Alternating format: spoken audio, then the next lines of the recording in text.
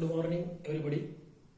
In this class, we are going to learn first of all some definitions and after that the derivation. So, first see some definitions. Definitions in which first definition is what? That is the binary solution. Binary solution. Then second one is the ternary solution.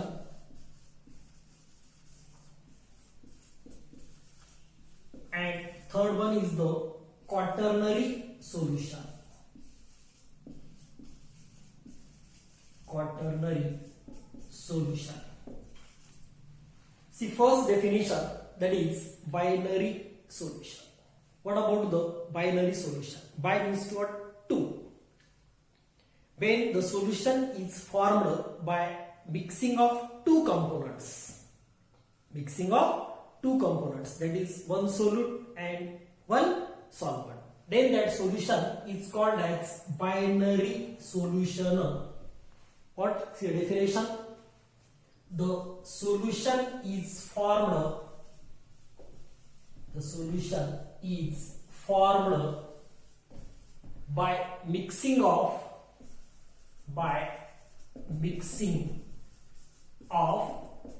two components. Two components called as binary solution. Here two components in the sense one component of solute and another component is the solvent. Then that solution is called as binary. Which solution? Binary solution.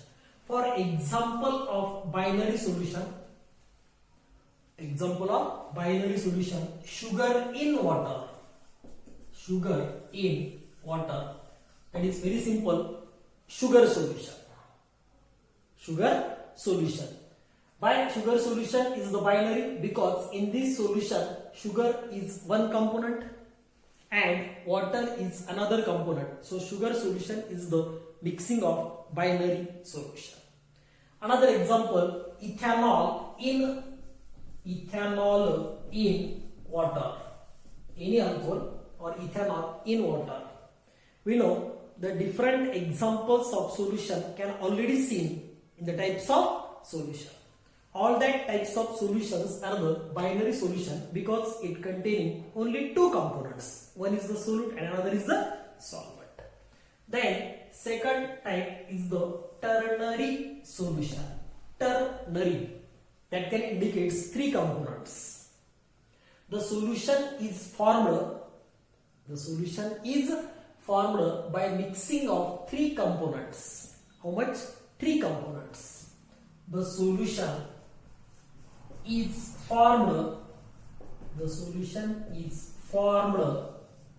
by mixing of three components. Three components called as ternary solution. Example of ternary solution.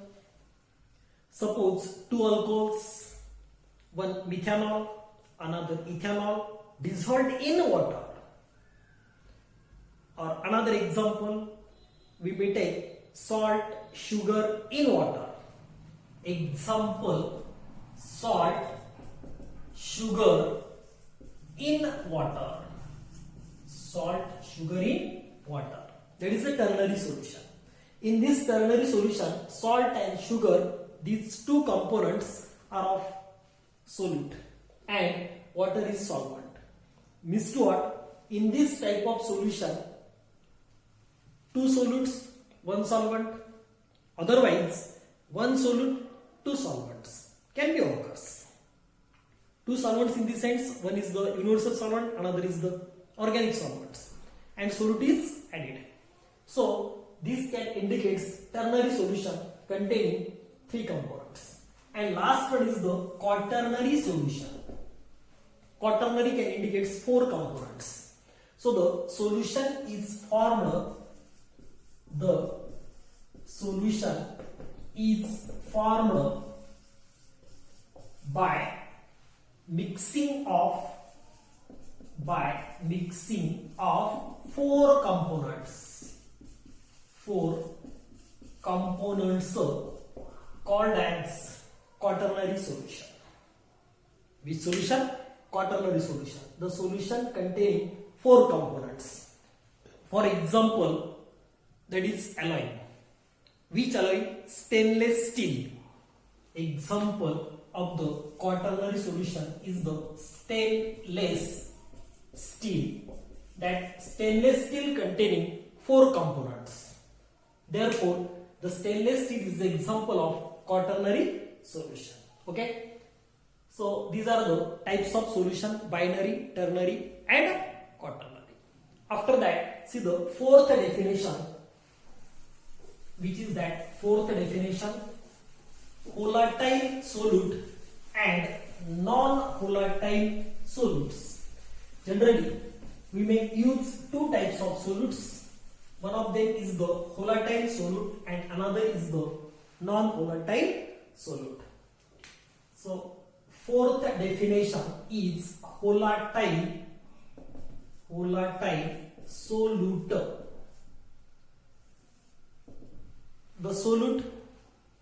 The solute can vaporize or evaporate at room temperature. It's called as volatile solute. Which solute? The solute can vaporize at a room temperature. There is not any required high temperatures. The given temperature can vaporize the solute is called as volatile solute. The solute can evaporate or vaporize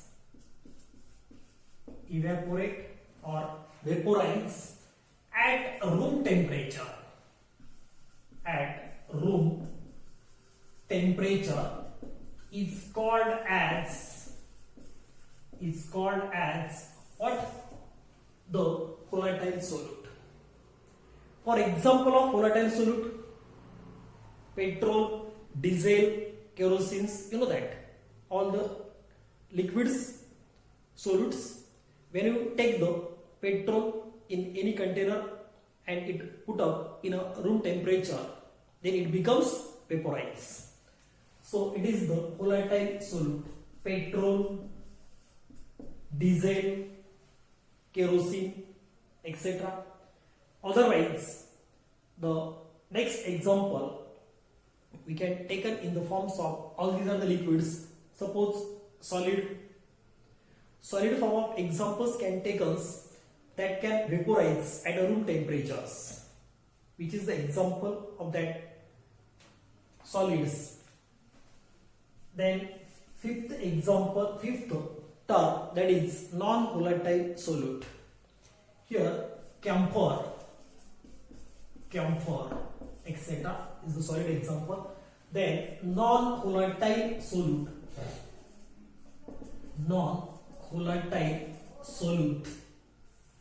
So what is the non-volatile solute?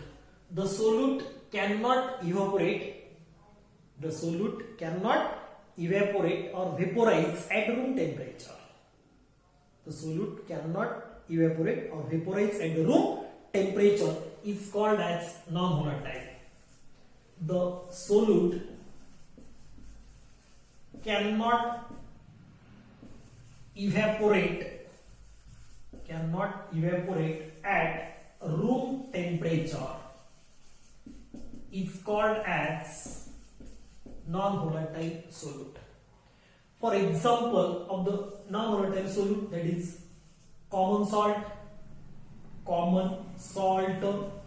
You know the common salt's chemical formula is the NaCl. Another example, that is BaSO4, barium sulfate, copper sulfate, etc. Number of examples are given for the non-volatile solutes. So fourth and fifth definition. Then see the sixth definition. Number 6. that is ideal solution. Ideal solution. First of all, see the definition of ideal solution. Which solution is called as ideal solution? The solution is formed. The solution is formed by mixing of different proportions of solute and solvent. Different proportion of solute and solvent, but its enthalpy and volume cannot change. It's called as ideal solution. The solution can form by mixing of different proportions of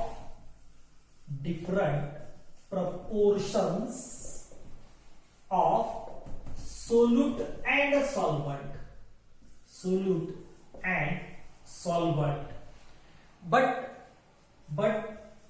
its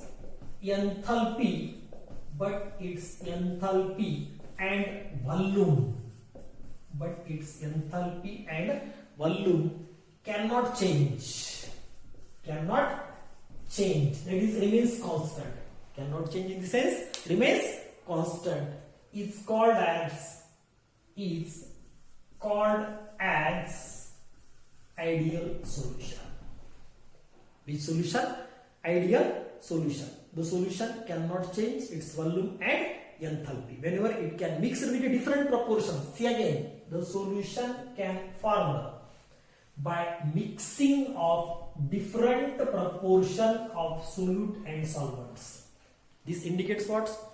Generally, in the solution, we can take larger quantity of solvent and smaller quantity of solute, but we can take any proportions. If solute is much more as compared to the solvents, not larger, much more as compared to the solvents, and it can be mixed with each others, but its enthalpy and volume cannot change, then that solution is called as ideal or particular solution. For example of that ideal solution, suppose benzene and toluene. The solution of benzene plus toluene. If benzene and toluene are mixed with each other, then that forms a solution. Then that solution is called as ideal. Why generally cannot change its volume and enthalpy? Because both benzene and toluene are the aromatic compounds, one category compounds. Aromatic compounds, one category compounds. Therefore, it is ideal solution. This ideal solution is generally obeys Raoult's law. The ideal solution can obeys Raoult's law.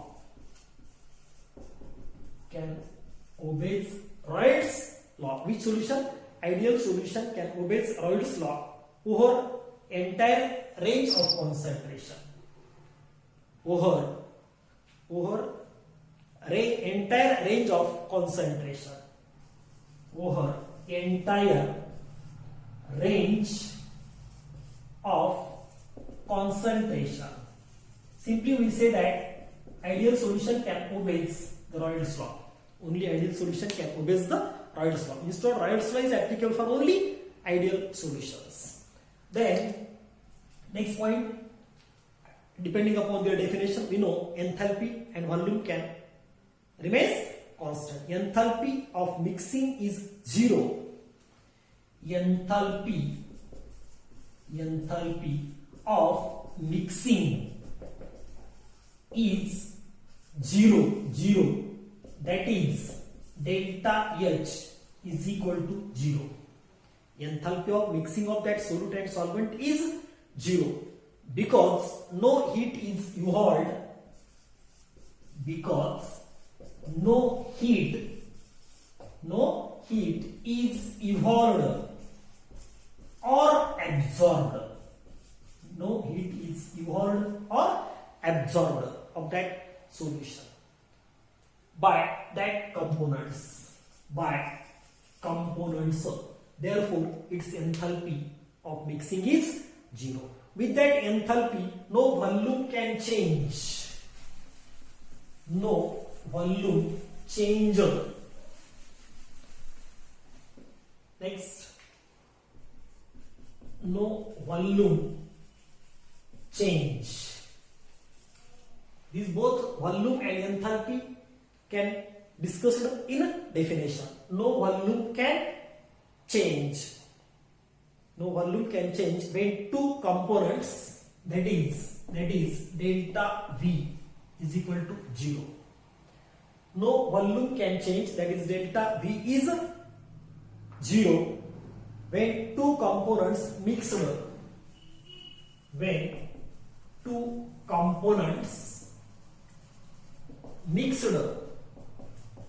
When two components mixed to form ideal solution. To form ideal solution. Okay, generally these points are concentrated with the ideal solution. Vapor pressure of ideal solutions, generally ideal solutions, that is solute, solvent, and solvent molecules, the interactions are comparable. In ideal solution,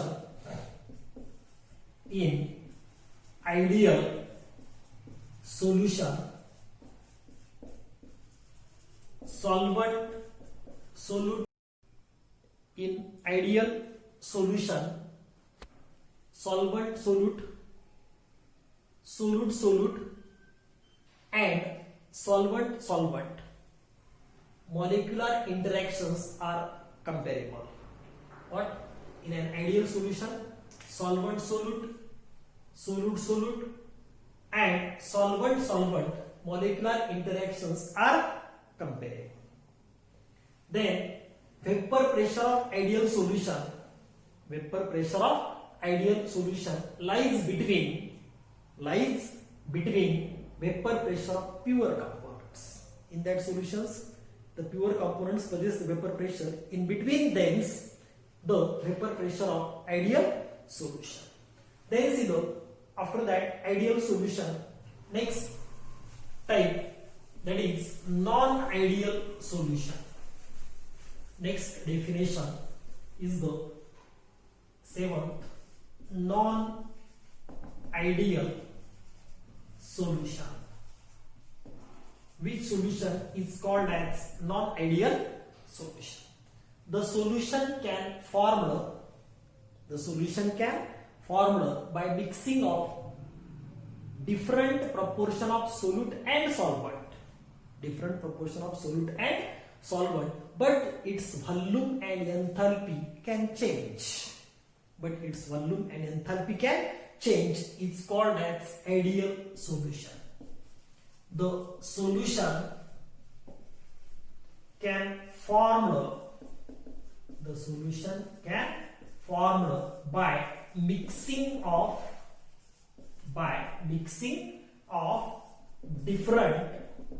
different proportions of solute and solvent,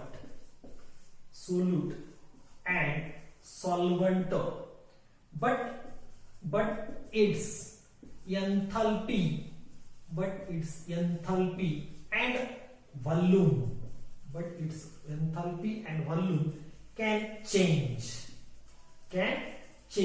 It's called as non-ideal solution.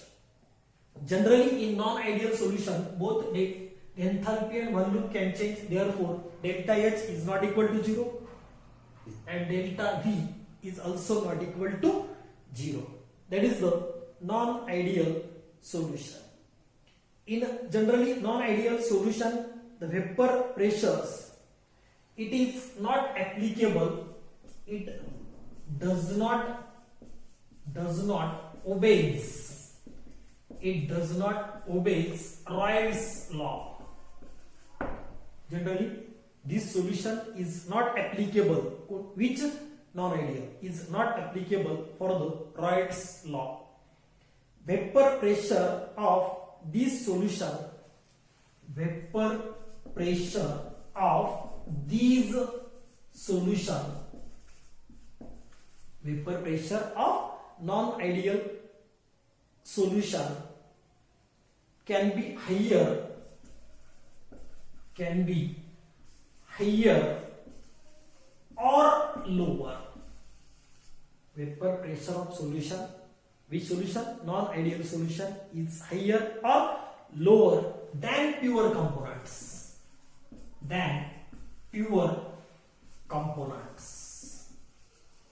Whenever we can compare with pure components, vapor pressure of non-ideal solution, that may be more than pure components, that is higher, or lower than pure components. This solution shows two types of deviation. These solutions can shows two types